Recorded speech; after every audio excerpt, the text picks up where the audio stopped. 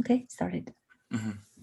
So I'd like to today. The plan I had in mind was to first get through an open PR that we have, um, and then talk about the KEP a little bit.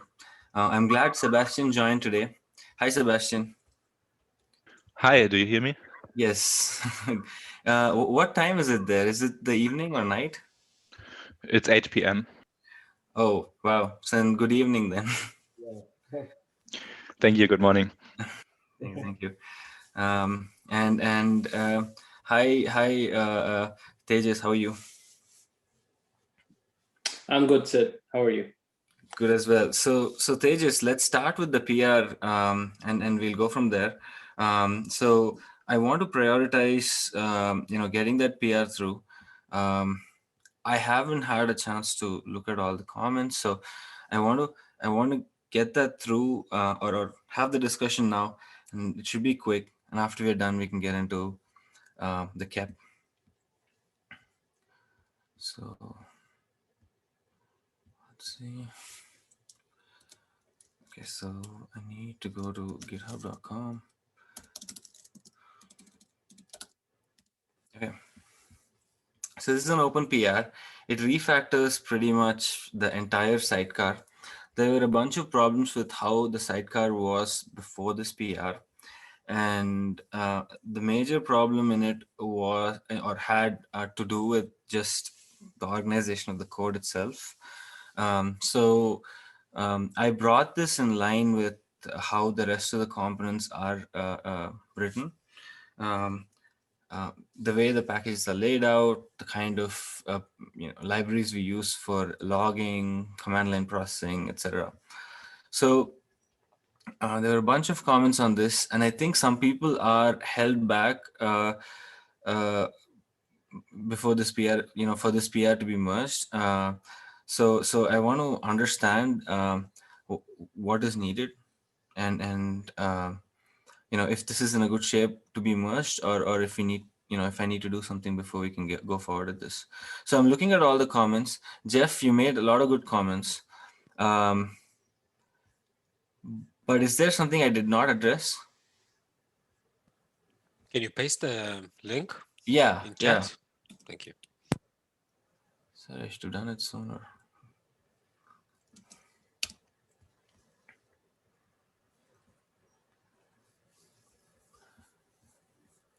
So there's one under, comment that I haven't addressed, and this.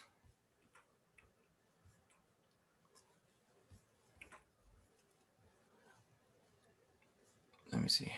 So just to clarify for me, if you want any feedback, is there mostly API changes there, or Hold on. mostly structure change? Hey Jeff, I think, are you muted?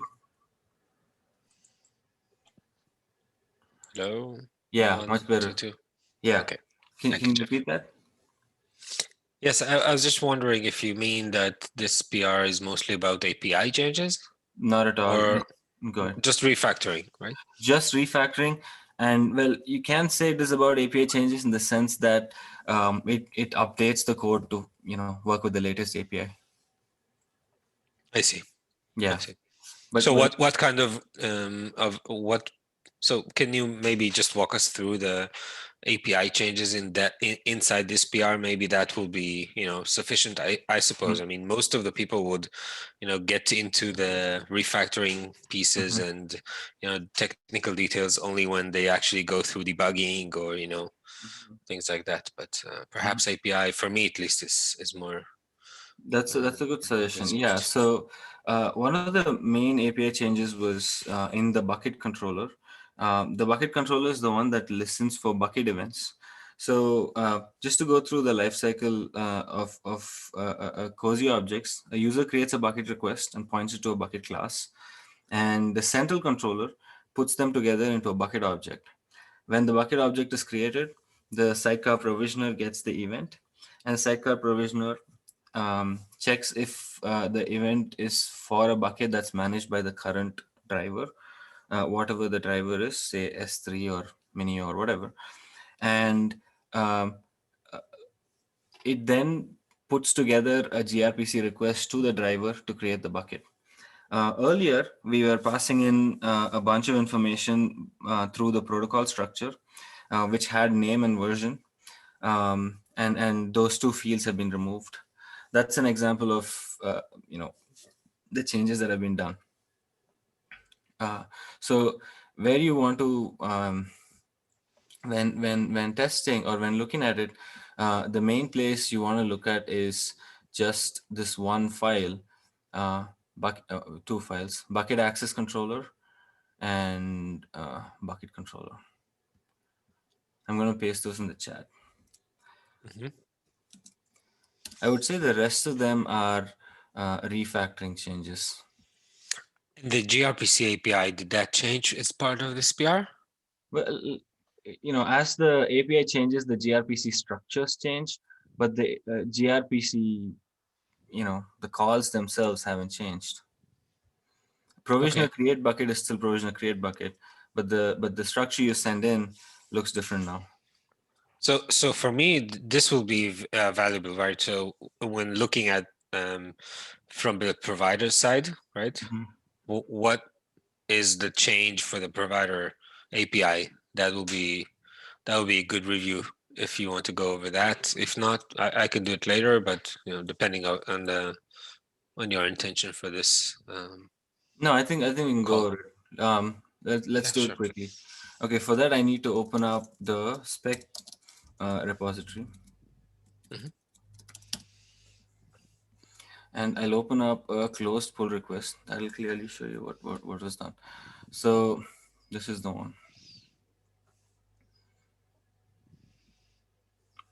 So we mainly just want to look at changes to this file. How do I change the view? Okay, anyways. So this is the protobuf definition. So the main changes that were done was the name of the parameters changed. It's just S3 Azure blob. That's a simple change. So the name of the field changes. Yeah, the second change is when the response to create bucket itself. I'll get into the changes here also, but the response to create bucket itself returns a bucket ID. And then the bucket ID is used as the handle for subsequent operations involving the bucket. Earlier, Okay, so how does that look like?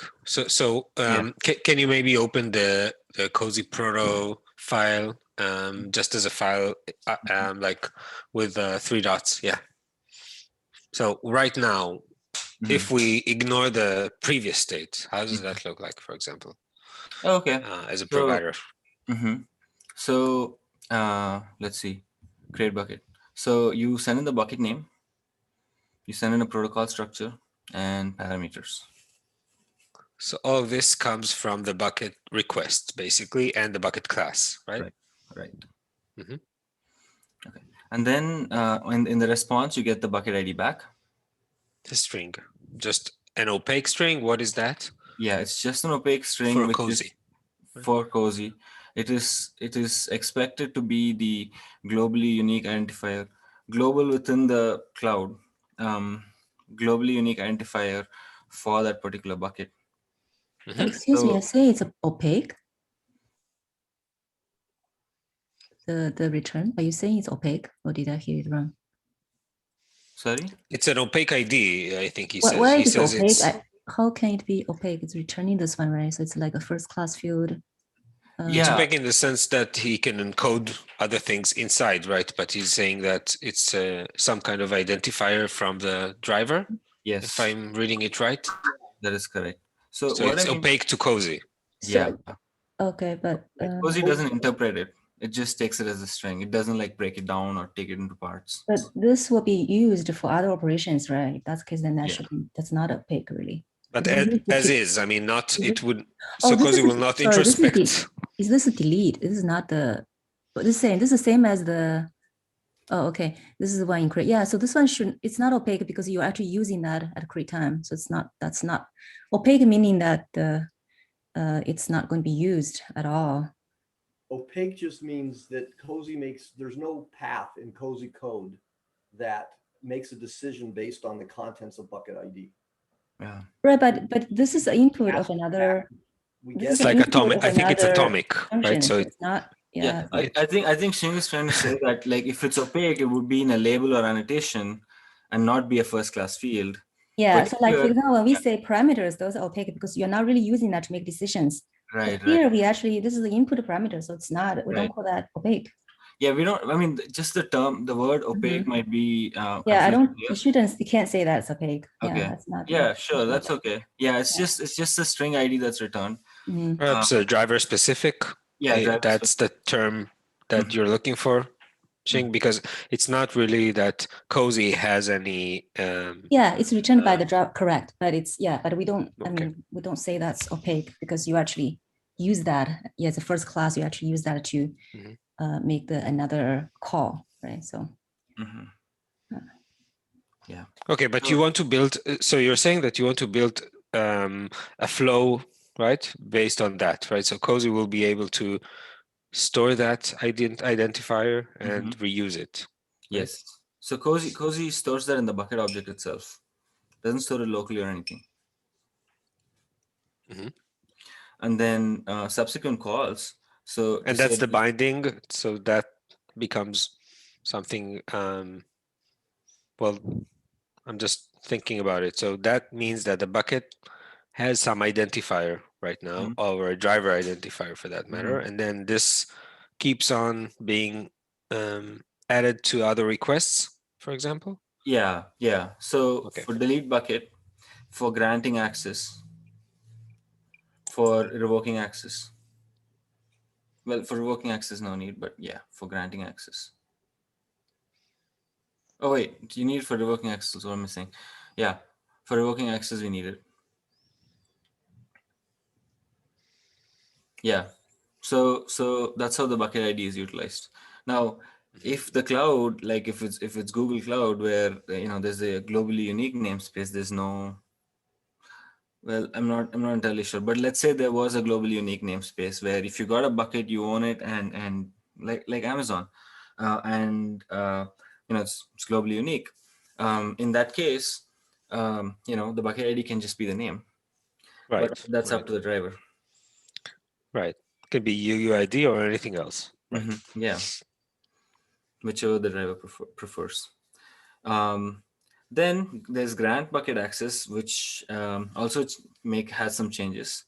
One is we've stopped using the word principal for account name, and we started using the word account name itself, because principal was confusing and it required an extra. It was not intuitive, so people wouldn't immediately get what it meant, and having the word account name here just makes it simpler and less likely to cause confusion. It sounds super simple to me. I mean, Yeah. to change it. Yeah. That's mostly the changes. The other thing is we respond with the account ID on grant bucket access response, and account ID is analogous to bucket ID, as in it's say the ARN number in Amazon resource number for a particular account, so that in subsequent calls, so say revoke bucket access, at that point you can use the bucket ID and account ID to revoke access for that account. Yeah, I to me it sounds pretty Reasonable. yeah, I mean sensible that to have an identifier to edit like from the driver back and forth. So yeah, sounds good. Awesome. All right, so that in order to make this happen, we had to add the fields, the bucket ID field and account ID field inside of the API resources, obviously. And yeah, this shows the same thing we're looking at. We'll go back here. Yeah. So over here in the earlier implementation, what we had, there'll be a deleted file somewhere here. Anyways, so what we had was, a bunch of code to work with one, the name and version in the protocol structure, and two was we didn't have the bucket ID there, and the logic of updates was wrong. So for instance, at any step, you should expect the controller to be able to fail, and when the controller comes back up, eventually it should be able to finish the failed steps. So the code previously could not do that. So that's the other major fix here. The major fix here is regardless of at which point it fails, if it retries, or if the whole node goes down, even if the controller comes back somewhere else, it'll be able to continue as if nothing went wrong. It's just in the order of updates and making sure, for instance, we don't set the bucket ID until in this case it's pretty straightforward, but I think for a different case it was a little more complex. Yeah, where you have to create secrets, that's where it's a little more complex. In the bucket access controller, once the access keys are created for the bucket access, we need to create a secret with those actual keys. Now, this whole operation can fail after the secret is created, but before the bucket access, here's where secret is created. But before the bucket access itself is updated, saying that access granted to true. So if this is not set to true, then we would assume that access hasn't been granted yet, and we might end up just mining more credentials, even though we already have one. So stuff like that is prevented in this PR. That was an actual issue before. That's great. So can you maybe zoom in on the area for that for a second, just so Yeah. I can just know where to look at? Yeah, let me open up the file. There are some comments here, so it might be easier to look at it without the comments.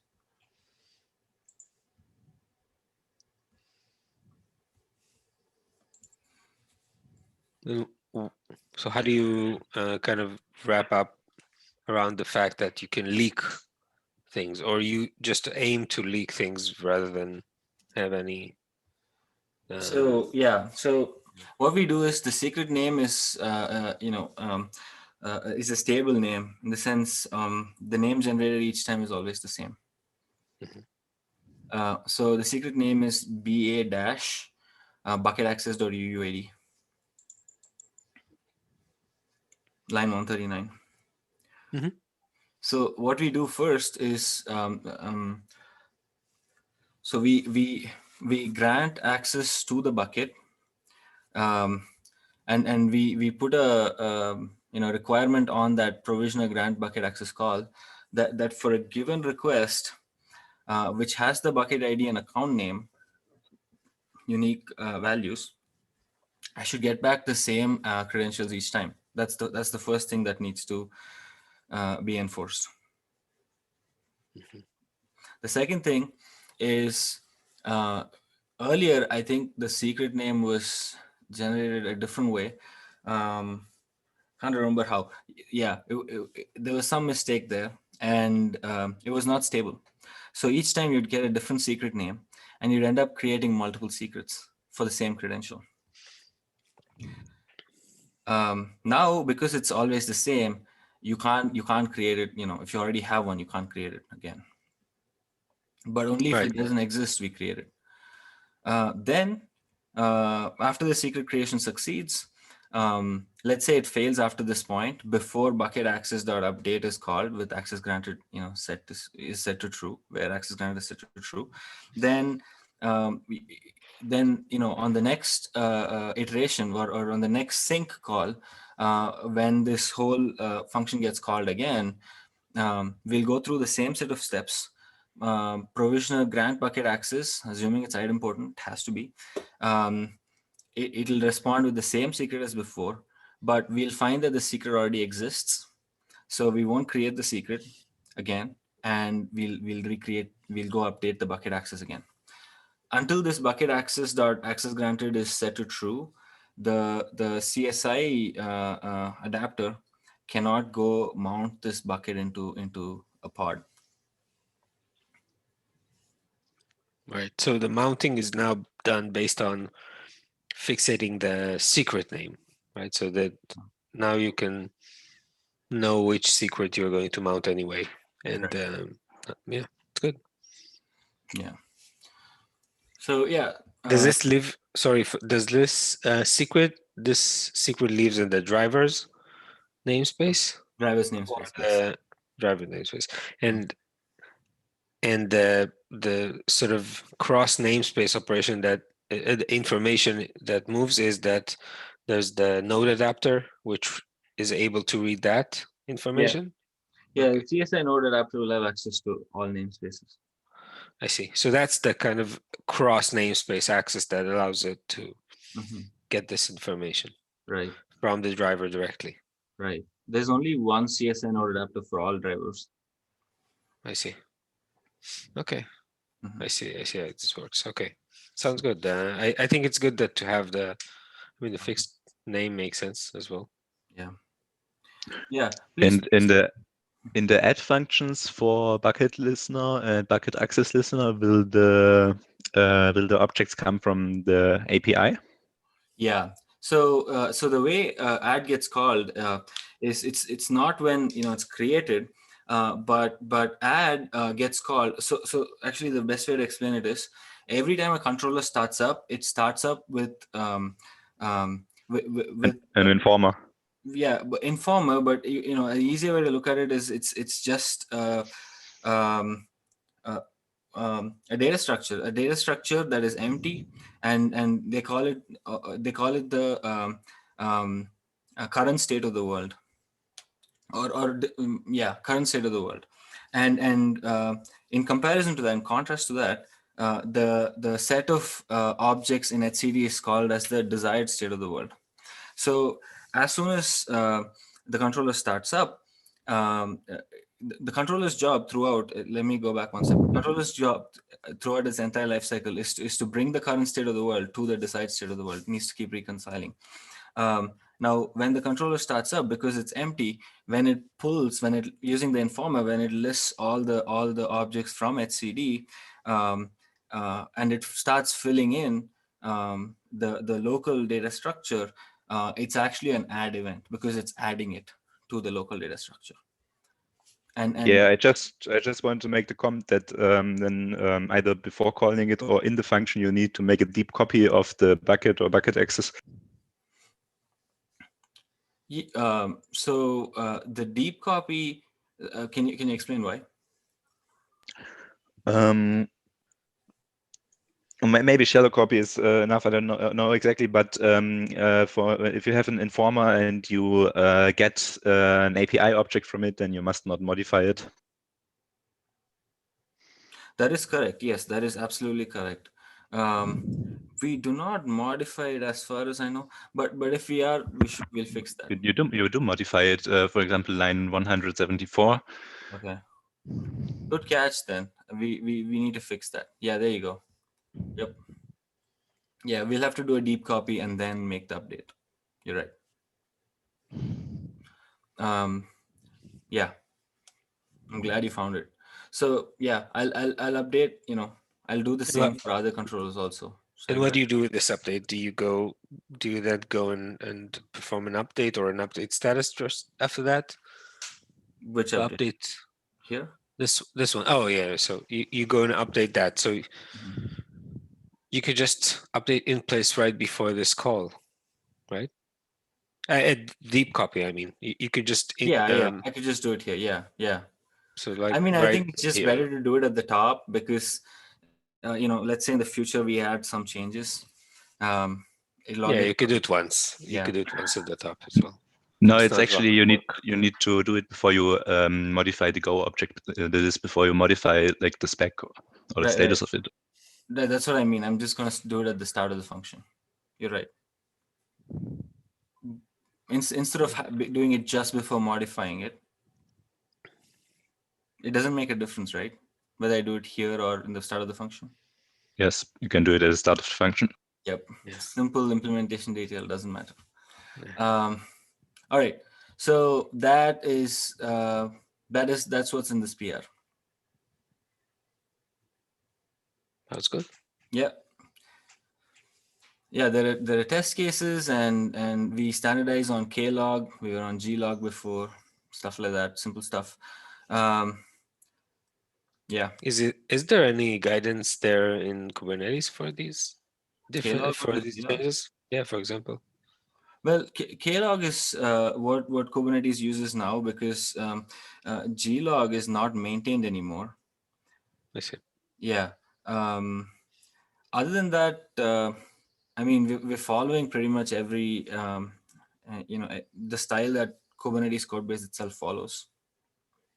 Did you guys notice that they're starting up a structured logging working group? Oh. Presumably to address the many shortcomings of Klog.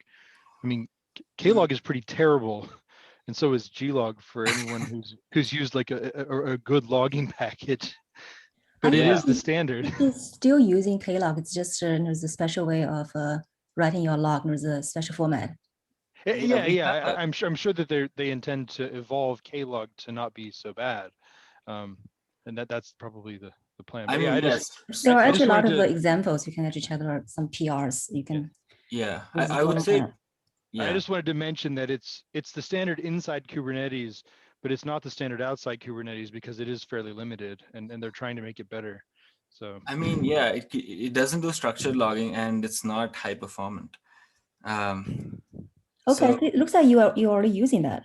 I'm using the okay. It's not really structured because it's like key values, and it's kind of like manually set up. And it doesn't scale in the sense I can't have like more than 3 values maybe. Okay. Because it overflows the line and it's not readable at that point. Oh, okay. Yeah, but this is what they have right now, I think. Yeah. .info s is the structured version of it rather than info f. Yeah. Anyway, so yeah, please take a look at the PR. I'm glad I got a chance to explain what's going on here. And I want to get this merged so that we can move forward to the next steps. That's it on this PR. I don't want to spend any more time on this because I think we should get into the cap now. Okay, so if you don't have any questions, let's get into the cap. GitHub.com.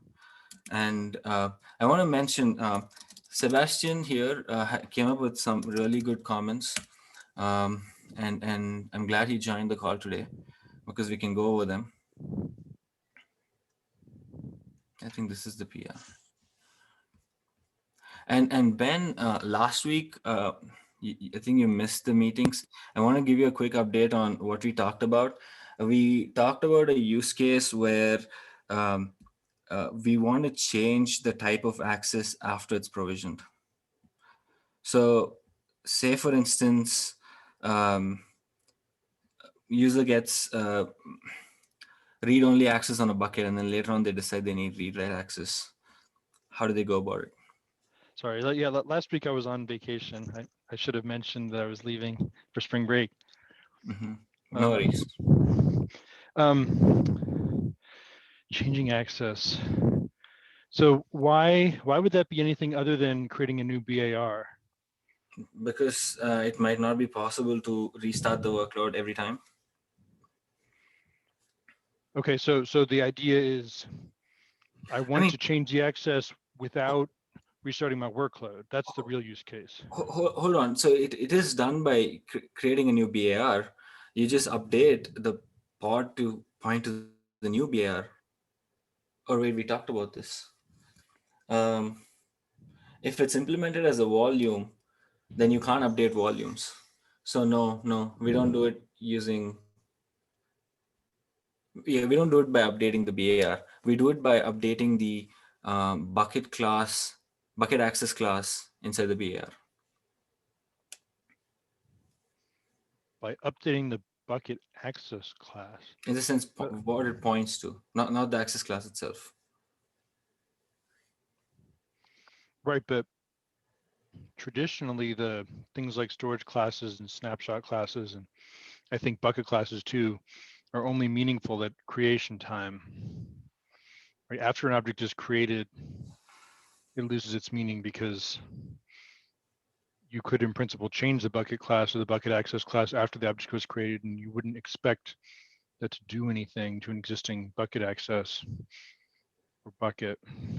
Okay, so there were two things we talked about. One is a bucket access request. One approach we discussed was a bucket access request, say, points to bucket access class 1. We changed that to bucket access class 2. And the expectation is the bucket access that was originally created with data from bucket access class 1 now needs to be use either new credentials or have the existing account that was created as a result of the bucket access the first time. Okay, but hold on. I'm hung up on. So is it always the case that bucket access classes are always compatible with each other, and you can never have two bucket access classes that are mutually incompatible? That is possible, actually. Well, then what if you change it to one that's not compatible? Like the whole point of only looking at it at creation time is to avoid any kinds of issues where, after it exists, you can't change things.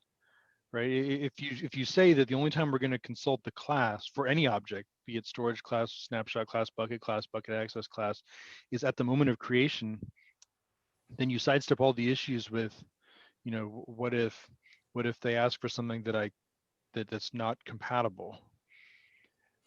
What you're saying here is, well, now you can change it, which implies basically you're implying you can mutate anything that could have been set by the bucket access class, because you can just change the bucket access class to a new one, and that's supposed to do something. Right. Okay. So let's start from I would say that's probably the wrong approach. Like, if you don't want to be able to mutate something, you should directly mutate the object. The bucket access. Yeah. So yeah, I'll get into that. So okay. So before we get into that, I think one important question we need to all, or one important thing we all need to agree on is this an important use case, or is it fair to say, you know what, delete the workload, or it's okay to, we expect that you restart the workload. Yeah, I mean, we know that today you could always just delete your pod, delete your BAR, create a new BAR, create a new pod, and you would have what you wanted, right? Right.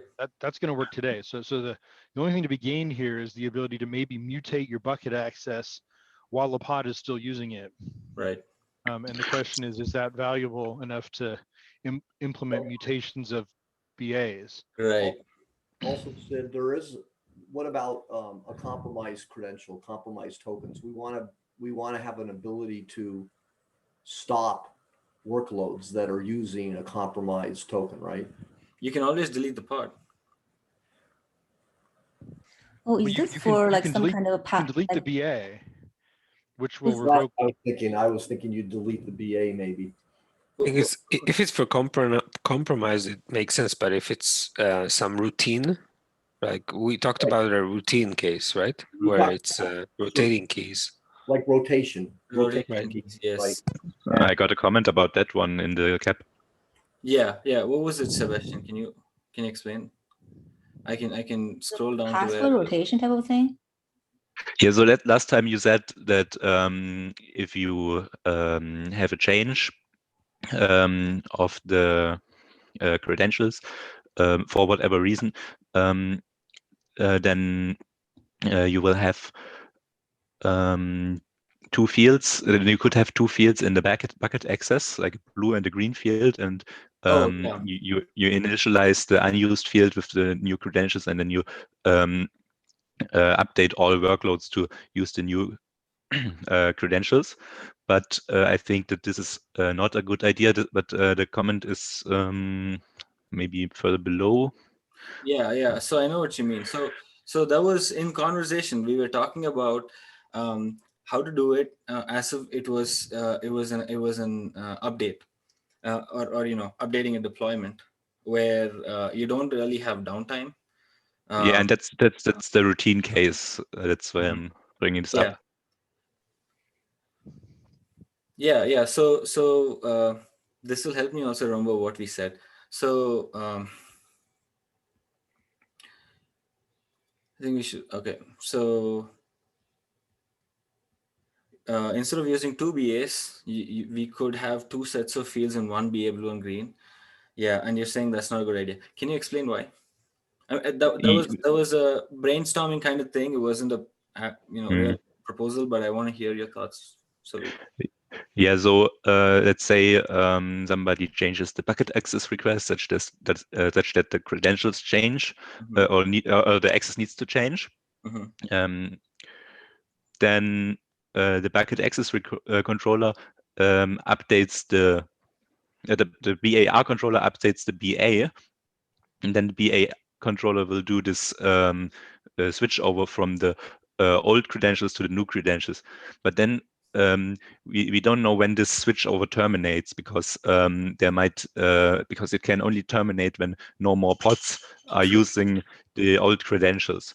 And because we don't know when this terminates, now if we change the access bucket access request again, such that the access needs to be changed again, it'll be blue again. Then the bucket BAR controller will again update the BA. But now we can't initiate a new switchover because the old switchover is still running.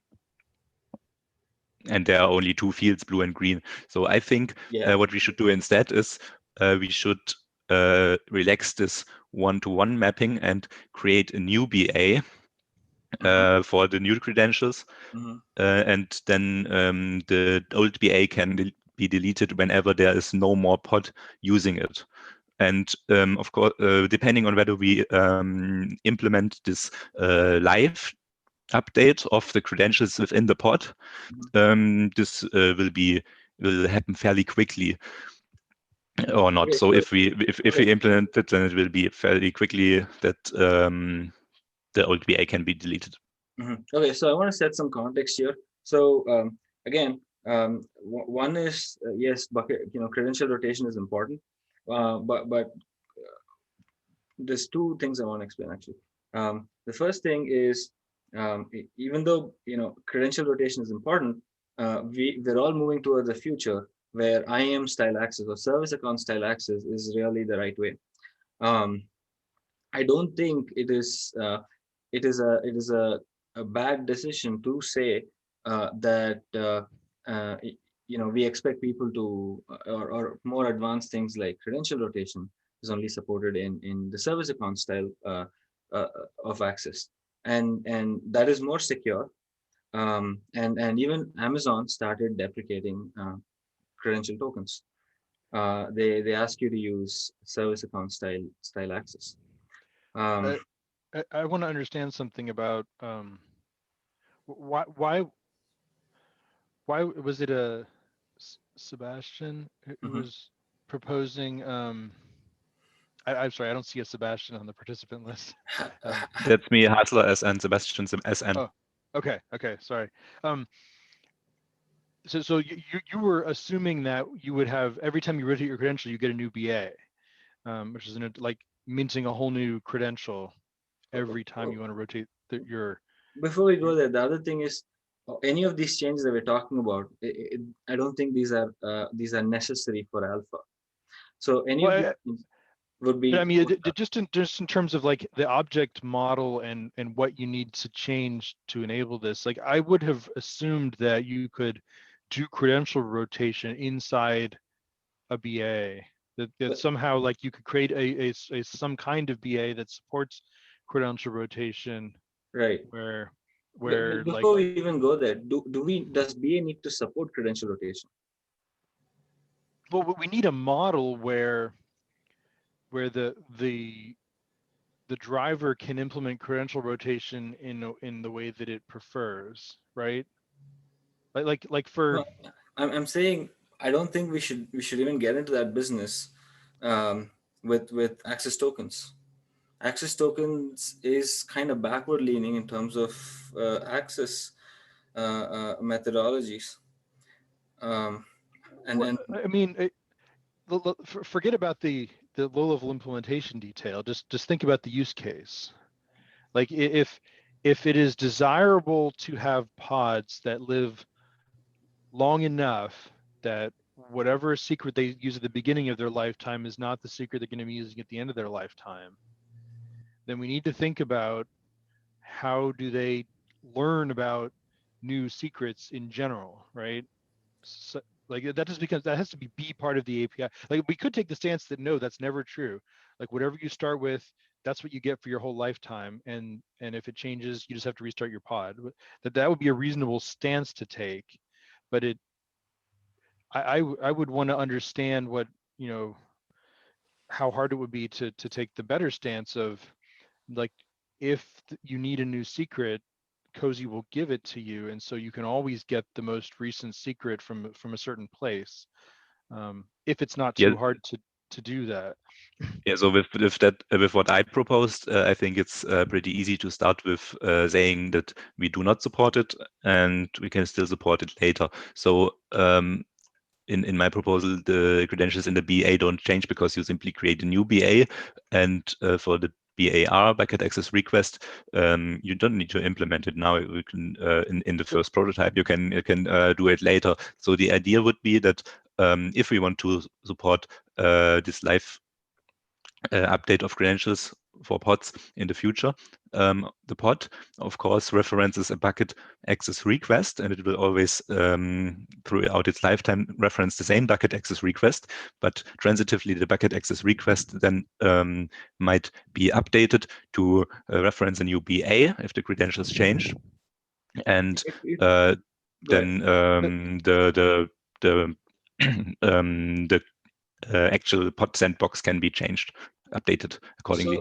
So even without going there, I would, if you really wanted to go down this route, and I'm not sure, we want to do this, okay, but if you really want to go down this route, I would rather prefer something like credential rotation request or bucket access credential rotation request as a separate CRD that is somehow referenced in the BA. But I mean, this in principle could be transparent to everybody. This is the thing that's bothering me. I would want to be an internal object.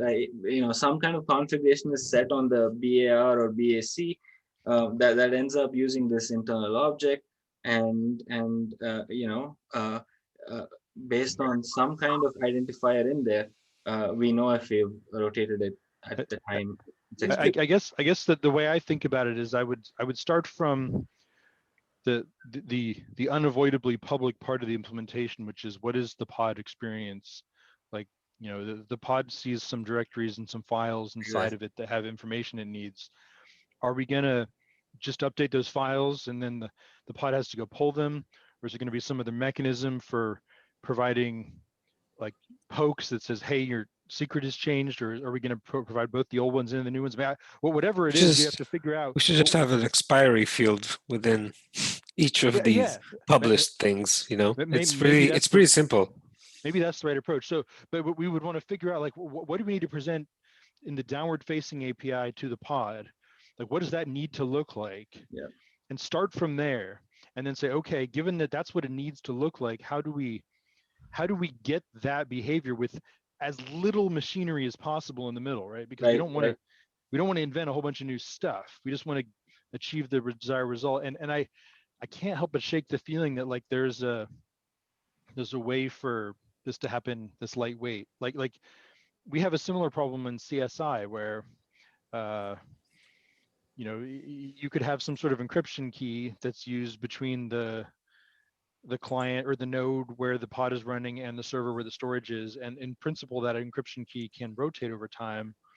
And CSI doesn't have a mechanism after it does the initial attach to like ever go back and check up on, or update anything. And so a new mechanism is being added. I think it's an alpha right now for CSI to do like periodic updates that just runs on some sort of a schedule, such that if something like an encryption key did change, you could notice that and inject the new one. And I'm just thinking there's got to be something similar we could do in Cozy where, you know, it's basically up to the driver to you know, decide that it wants to do key rotation, and then maybe there's a way to just transparently do that inside the BA without having to create new BAs.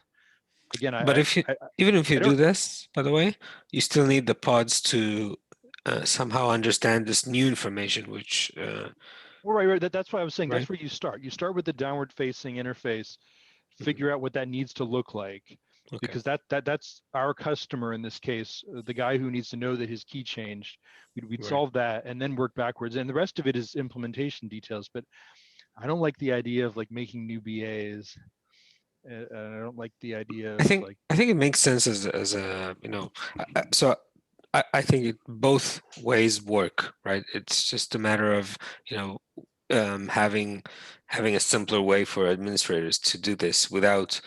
So the point about having two BAs is that suddenly it becomes the user's namespace perspective of knowing what changed or something like that. So something needs to run there, or I don't know, something No, of that leaks into the user. Yeah, but my hope would be that nobody would know anything except for the pod. Yeah. Like, Yeah. I mean, it should. So you're saying it could, you know, something that should be driven by the adapter that runs on each node that mounts it. Well, the driver should have a way to say like, this key never expires, you know, it's good forever. Or the driver should be able to say this key expires in 30 days. And so that gets stamped on whatever information gets sent to the pod. And if the pod somehow lives more than 30 days, it knows that it needs to go check if there's a new key, and something somewhere needs to go insert it if there is. So like, but that's all you need is a way for the driver to say, this key I'm giving you has an expiration date, and when it expires, I'll give you a new one. Yeah, I think we just need to store the expiration date in the BA, and anytime there's a key that's past its expiry, then you go call renew or, you know, grant access again. Yeah, but the driver also needs to keep the state then, because I imagine after the key expired, you still need to maybe delete it from the backend identity management. I mean, that's up to the driver. That's not up to us. That becomes a driver implementation detail. Yeah, but usually the driver does not have the driver is stateless, right? Again, so it needs to be stored somewhere in the objects. Yeah. We will be sending back the account ID when asking, you know, to be renewed. Sure.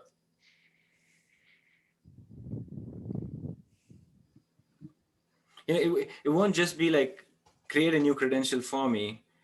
It'll be more like, hey, here's the account ID that you gave me last time. I want it to be renewed. I mean, we could design the call to be that way, couldn't we? Wouldn't that fix it? Which call is that? From where to where? So access.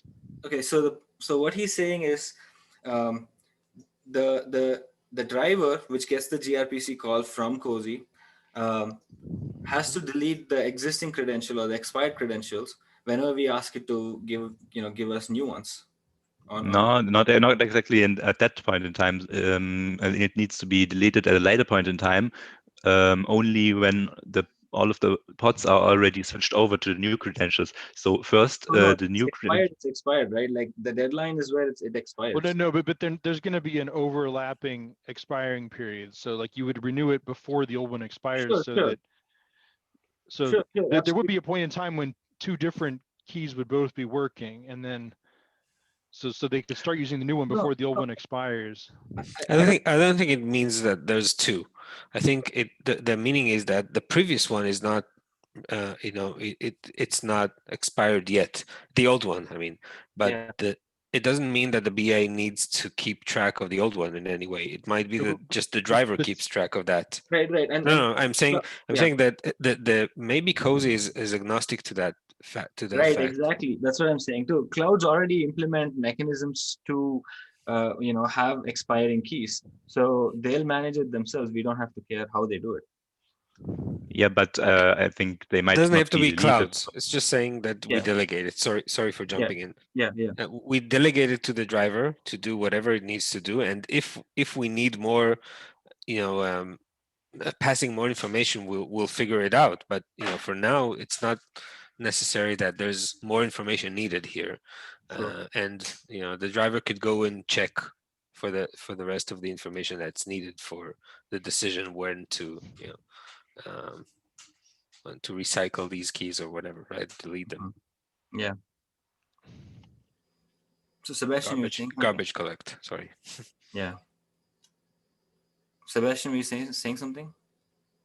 Yeah, so I think like if you make this request to the driver that it needs to update the credentials, it will probably return the new credentials, right? But then what if like now we are in a situation where the driver still needs to update the old credentials, but at a later point in time. So the old ones needs to be deleted after they expire, because maybe not for all cloud providers also they are deleted after expiry. So the driver still needs to delete them after expiry in order to not leak them. And yeah. Go ahead. Finish with that. Yeah, so and I wonder where the driver would store this information, that there's still something that needs to be deleted. And like with 2 bucket access, it would be easier. But yeah, maybe I need to think more about it. I see what you're saying. But going back to what Guy was saying, we don't need to handle that deletion lifecycle. We can reasonably expect the object storage vendors to handle that themselves. So Guy, go ahead. What were you asking? It's a different question, actually, but I agree. I mean, I think for starters, we just need to be able to, have somebody represent the owner of that task, and that will be the driver at first. And I would, so I don't know if this is close to being what we are suggesting in the PR, but in the KEP, but we could imagine how the driver itself is the one providing an expiry time for any of these credentials, and all the stack inside both Cozy and even the user application, like the pod itself and the SDK or whatever is running there, the libraries could understand this expiry time and to understand that they need to reread their cache or something.